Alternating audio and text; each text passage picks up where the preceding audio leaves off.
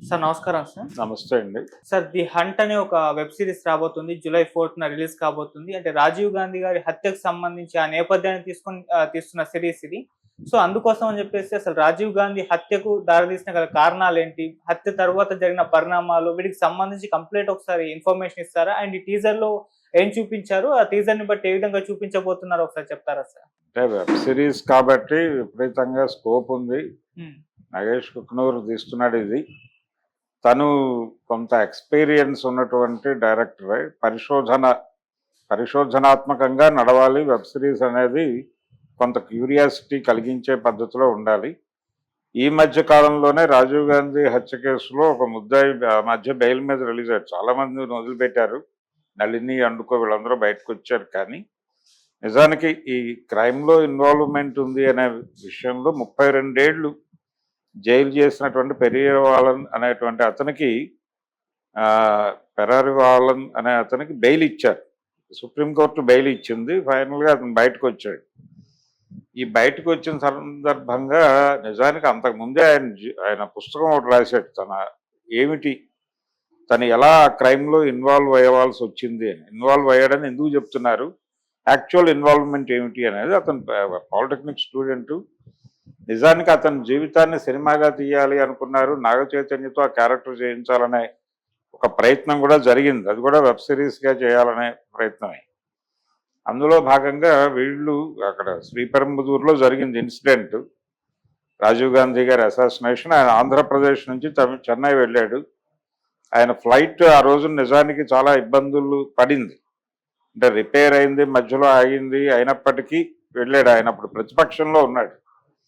Congress party ప్రతిపక్షంలో ఉండగా election campaigning కోసం ఆయన తిరుగుతున్నాడు. ఆంధ్రప్రదేశ్లో జరిగినటువంటి ఎన్నికల ప్రచారంలో భాగంగా ఆయన పాల్గొన్నాడు. రాజమండ్రి, వైజాగ్ మీటింగ్స్లో పాల్గొని అక్కడి నుంచి మెడ్రాస్ వెళ్ళాడు. ఆయన మెడ్రాస్ వెళ్ళిన తర్వాత అక్కడి నుంచి పెరంబదూరులో ఆ ప్రోగ్రాంకి వెళ్ళాడు. మరకతం చంద్రశేఖర్ అనేటువంటి ఒక కాంగ్రెస్ పార్టీకి చెందినటువంటి ఒక నాయకురాలు. ఆవిడ అక్కడ కొంతమందిని, అంటే కాంగ్రెస్ పార్టీ ప్రచార కార్యక్రమాలు, పాటలు, దీనికి సంబంధించిన ఏర్పాట్లు చేస్తున్నారు. కల్చరల్ టీమ్ అనే పేరుతో కొంతమందిని రాజీవ్ గాంధీతో కలిపే ప్రయత్నం చేశారు. ఆ టీంతో పాటు వీళ్ళు వచ్చారు. తాను అలాగే శివరాసన్ వాళ్ళు వచ్చేసి తను రాజీవ్ గాంధీ గారి పాదాలకు నమస్కారం పెడుతున్నట్టుగా వంగి తన నడుము కట్టుకున్నటువంటి ఆర్డిఎక్స్ ఉన్నటువంటి బెల్ట్ని ఆన్ చేసింది. బ్లాస్ట్ అయ్యారు. ఆ బ్లాస్ట్ అయిన సందర్భంగా రాజీవ్ గాంధీ గారు అలా హత్యకి గురయ్యారు. దీనికి నేపథ్యం ఎల్టీటీఈ మీద పీస్ కీపింగ్ ఫోర్స్ అనే పేరుతో వీళ్ళు శ్రీలంకలోకి జొరబడి కొన్ని దాడులు నిర్వహించారు. ఎల్టీటీఈ కదలికల్ని కొంచెం ఇబ్బందికరంగా మార్చారు. దీని వెనకాల అంతర్జాతీయ కుట్ర ఉందనేది ఆ రోజున ఉన్నటువంటి అభిప్రాయం. శ్రీలంక అనేది హిందూ మహాసముద్రంలో కొంచెం కీలకమైనటువంటి స్థావరం కాబట్టి దాన్ని తమ కంట్రోల్లో ఉంచుకోవాలి అని అప్పటి రష్యా భావించటము, ఇవన్నీ కూడా రాజీవ్ గాంధీ అడుగు ముందుకేయటానికి ప్రోత్సాహం ఇచ్చిన ఆయన ప్రధానిగా ఉండగా జరిగినటువంటి కార్యక్రమం. ఆ తర్వాత ఆయన ప్రధాని పదవి నుంచి తప్పుకున్నాడు. తప్పుకున్న తర్వాత చంద్రశేఖర్ ప్రధానిగా ఉండగా ఈ ఇన్సిడెంట్ జరిగింది. రాజీవ్ గాంధీ గారి అసాసినేషన్ జరిగినప్పుడు ప్రధానిగా ఉన్నది చంద్రశేఖర్. దీనిలో మనకు కనిపిస్తుంది. అది కూడా ఈ ట్రైలర్లో వాళ్ళు రిలీజ్ చేసినటువంటి టీజరో ట్రైలరో దానిలో చంద్రశేఖర్ని పోలినటువంటి ఒక పాత్ర కూడా చాలా సీరియస్గా దీన్ని అంత ఈజీగా వదిలిపెట్టకూడదు అని మాట్లాడుతున్నట్టుగా ఒక డైలాగ్ ఏదో వినిపించింది. ఆ క్యారెక్టర్ డిజైన్, గడ్డం అదంతా చంద్రశేఖర్ గారి పద్ధతిలోనే డిజైన్ చేశారు. ఆ టైంలో నిజానికి పివి నరసింహారావు గారు ఆ ఎన్నికల్లో రాజకీయ సన్యాసం ప్రకటించి ఆయన ఎక్కడి నుంచి కంటెస్ట్ చేయలే. ఆయన లైబ్రరీ అంతా వేకేట్ చేసి హైదరాబాద్ పంపించాడు. బుక్స్ అన్ని ఢిల్లీ నుంచి వేకేట్ చేసి హైదరాబాద్ వచ్చేయాలనే ఒక కార్యక్రమంలో ఉన్నాడు. ఆయన ఉండగా ఈ అసాసినేషన్ జరిగింది. ఈ జరగటానికి ప్రధానమైన కారణం అంటే ఆయన మీద ఎల్టీటీఈ వ్యతిరేకంగా ఉంది. ఎల్టీటీఈ మాత్రమే వ్యతిరేకంగా లేదు. నిజానికి కొలంబో నేటివ్ పీపుల్లో కూడా రాజీవ్ గాంధీ మీద కొంత వ్యతిరేకత వచ్చింది ఆ పీస్ కీపింగ్ డ్రైవ్ వల్ల. వచ్చింది అనడానికి ఒక అద్భుతమైన ఉదాహరణ ఏంటంటే ఆయన కొలంబో వెళ్ళాడు ఒకసారి గౌరవ వందనం స్వీకరించడానికి వెళ్ళినప్పుడు ఆయన మార్చ్ చేస్తుండగా అక్కడ గౌరవ వందనంలో నిలబడినటువంటి ఒక సైనికుడు తుపాకీ వెనక్కి తిప్పి ఈయన్ని కొట్టబోయాడు. రాజీవ్ గాంధీని కొట్టబోయాడు, ఈయన తప్పుకున్నాడు. అది చాలా సెన్సేషన్ క్రియేట్ చేసినటువంటి సీన్. అలాగే ఇందాక మనం మాట్లాడుకుంటున్నటువంటి ఈ పెరీరవాల్ రిలీజ్ ఎలా జరిగింది, ఆయన రాసిన బుక్లో ఏముందంటే ఆయన ఒక పాలిటెక్నిక్ స్టూడెంట్, వాళ్ళ ఇంట్లో అద్దెకు దిగారు. వీళ్ళు దిగి వాళ్ళు ఈ నెట్వర్క్ ఇదంతా తయారు చేసేటప్పుడు కొన్ని పరికరాలు లోకల్గా దొరికేటువంటి ఎలిమెంట్స్ కోసం ఏదో అనుకుంటుంటే ఇతను క్యూరియాసిటీతో ఎంటర్ అయ్యాడు వాళ్ళతో. ఈ కుర్రాడు, ఈ చదువుకునే కుర్రవాడు ఎంటర్ అయ్యి ఇతను ఆ సబ్జెక్ట్ చదువుతున్నాడు కాబట్టి అవి ఇక్కడే దొరుకుతాయి, పెద్ద కష్టపడక్కర్లేదు మీరని. అతనికి వీళ్ళు చేస్తున్నది ఏంటో తెలియదు. అవుట్ ఆఫ్ క్యూరియాసిటీ వాళ్ళు ఏదో ఎక్కడ దొరుకుతాయో అని ఆందోళన పడుతున్నారు. అలాంటి మెటీరియల్ ఇక్కడే దొరుకుతుందని మాకు తెలుసు, చెప్పి సహాయం చేద్దాం అనుకుని చేశాడు. ఆయన చేసి అవి కొనుక్కొచ్చి ఇచ్చాడు వాళ్ళకి. వాటి ఆధారంతోనే బ్లాస్ట్ జరిగింది కాబట్టి ఇతను కీలకం అని చెప్పేసి కేసులో పెట్టారు. అప్పటి నుంచి జైల్లో 32 ఏళ్ళు మగ్గాడు అతను. ఆ కథ చాలా అంటే ప్రాపర్గా గనక ఇన్వెస్టిగేట్ చేసి తీస్తే అది అద్భుతమైన జీవితం అది. కాబట్టి దాని మీద ఒక వెబ్ సిరీస్ తీయటానికి కొంతమంది ప్రయత్నాలు సన్నాహాలు చేశాడు. ఆ ప్రయత్నంలో భాగంగా నాగ చైతన్యం కూడా అప్రోచ్ అయ్యారు. ఇక్కడ కొంతమంది టీవీ ఆర్టిస్టులతో కూడా ఆడిషన్స్ జరిగినాయి. తర్వాత ఆ ప్రాజెక్ట్ ఎందుకునో ఆగింది.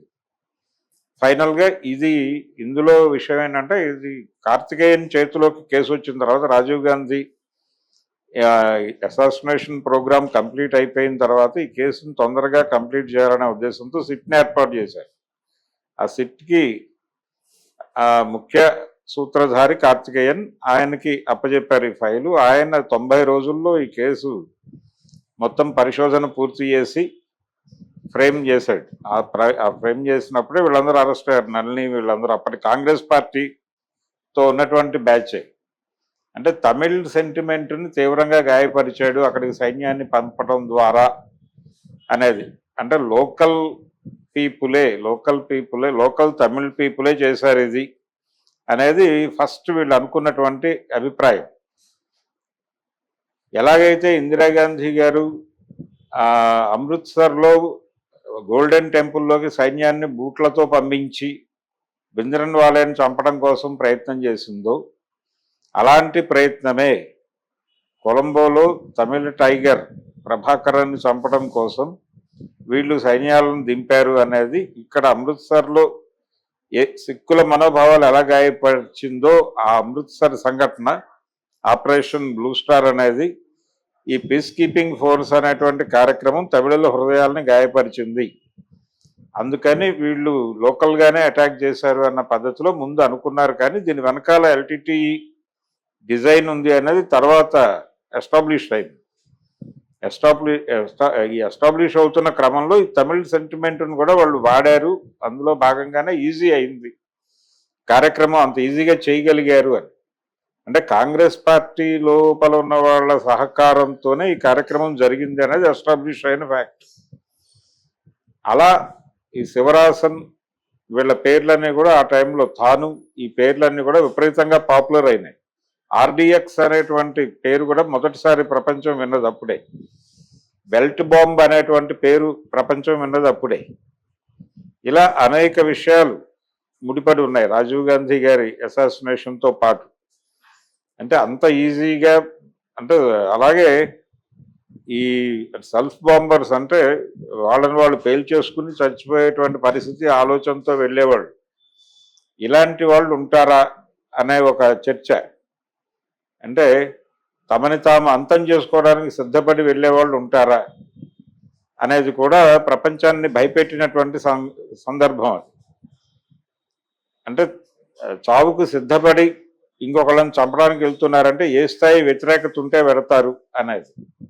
ఇది చాలా విపరీతమైన డిస్కషన్ జరిగినటువంటి సందర్భం.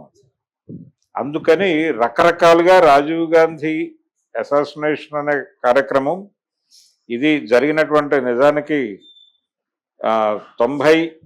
92 ప్రాంతాల నాటి రాజకీయ వాతావరణంలో విపరీతమైన చర్చకి దారితీసినటువంటి ఇన్సిడెంట్ అది. చాలా పవర్ఫుల్ ఇన్సిడెంట్, చాలా చర్చ. ఇందిరాగాంధీ గారి హత్య కంటే కూడా ఎక్కువ చర్చ జరిగిన సందర్భం ఇది. ఇందిరాగాంధీ గారి హత్య కంటే కూడా రకరకాల కోణాలు ఉన్నటువంటి హత్య రాజీవ్ గాంధీది. ఆ తర్వాత జరిగినటువంటి ఎన్నికలు, రాజీవ్ గాంధీ గారి సెంటిమెంటు, ఆ సెంటిమెంట్ ఆధారంగా కాంగ్రెస్ పార్టీ గెలిచిన తర్వాత పివి నరసింహారావు గారు అనివార్యంగా, అంటే సోనియా గాంధీ గారు కాలేని కండిషన్లో వినయ విధేయ సంపన్నుడు అనే ఉద్దేశంతో పివి నరసింహారావు గారిని ప్రధాని చేశాక ఆయన మళ్ళీ ఢిల్లీలో హోల్డ్ అయిపోయాడు. నిజానికి ఆ ఎన్నికల్లో పాజిటివ్గా మామూలుగా జరిగి అసాసినేషన్ జరగకపోతే రాజీవ్ గాంధీ గారు మళ్ళీ ప్రధాని అవ్వాల్సిన వాడు. అప్పటికంటే చంద్రశేఖర్ ప్రధాని కావటం వెనకాల కూడా ఈయన ప్రమేయం ఉంది, రాజీవ్ గాంధీ గారి ప్రమేయం ఉంది. అదే చంద్రశేఖర్ మీద ఆయన తర్వాత విమర్శలు కూడా చేశాడు. అంటే నిఘా వైఫల్యం ఉంది ప్రభుత్వంలో, నా మీద రకరకాల దాడులు జరగడానికి ప్రయత్నాలు జరుగుతున్నాయి, నిఘా వైఫల్యం ఉంది, నిఘా సంస్థలు సరిగా పనిచేయట్లేదు, మా ఇంటి మీద నుంచి విమానాలు ఎగురుతున్నాయి, ఇలాంటి మాటలన్నీ, నా భద్రతకి ముప్పు ఉంది అనే మాట రాజీవ్ గాంధీ గారు మాట్లాడాడు ఆల్రెడీ ఈ అసాసినేషన్ కంటే ముందే. దాంతో నిజానికి అప్పుడు ఎన్నికలు జరగడానికి కూడా ఒక రకంగా దారి తీసిన పరిస్థితులు రాజీవ్ గాంధీ గారి మాటలే. ఆయన ప్రభుత్వం మీద ఉన్నటువంటి నమ్మకాన్ని, అప్పటి వరకు ఆయన చంద్రశేఖర్ ప్రభుత్వం మీద నమ్మకం ఉంది అని చెప్పినటువంటి రాజీవ్ గాంధీ గారే ఈ ప్రభుత్వం చాలా లోపభూయిష్టంగా ఉంది అని చెప్పాడు. చెప్పిన తర్వాత వాళ్ళు ఎలక్షన్కి వెళ్ళారు. వెళ్ళిన తర్వాత వాళ్ళు గెలుస్తారా లేదా అనేది పక్కన పెట్టేస్తే రాజీవ్ గాంధీ గారి ఒక పాజిటివ్ వైబ్ ఉంది దేశంలో అనే విషయం ఆయనకు అర్థమైంది. ఓటర్ టువర్డ్స్ కాంగ్రెస్ పార్టీ ఉన్నాడు, ఎలక్షన్ వచ్చేస్తే బాగుంటుంది అనే ఉద్దేశంతోనే బహుశా చంద్రశేఖర్ ప్రభుత్వం మీద ఆయన విమర్శలు చేసుంటాడు. ఇలా రకరకాలుగా జరిగి మొత్తానికి ఆయన అలా తమిళ్ ఈలం అంటే ప్రత్యేక దేశం అని, ఆ ఈలం కోసం ఫైట్ చేస్తున్నటువంటి లిబరేషన్ టైగర్స్ వాళ్ళ చేతుల్లో అలా హతమయ్యాడు ఆయన. అయితే ఈ మొత్తం వ్యవహారం అంతా వాళ్ళు వెబ్ సిరీస్లో చెప్పరు. వీటిలో నుంచి కొన్ని ఎలిమెంట్స్ తీసుకుని దర్యాప్తు ప్రధానంగా నడుస్తుంది. ఇన్వెస్టిగేషన్ మాత్రమే 90 days జరిగినటువంటి అంత తొందరగా కేసు సాల్వ్ చేయటం అనేది కూడా ఒక చర్చనీయాంశం అయింది.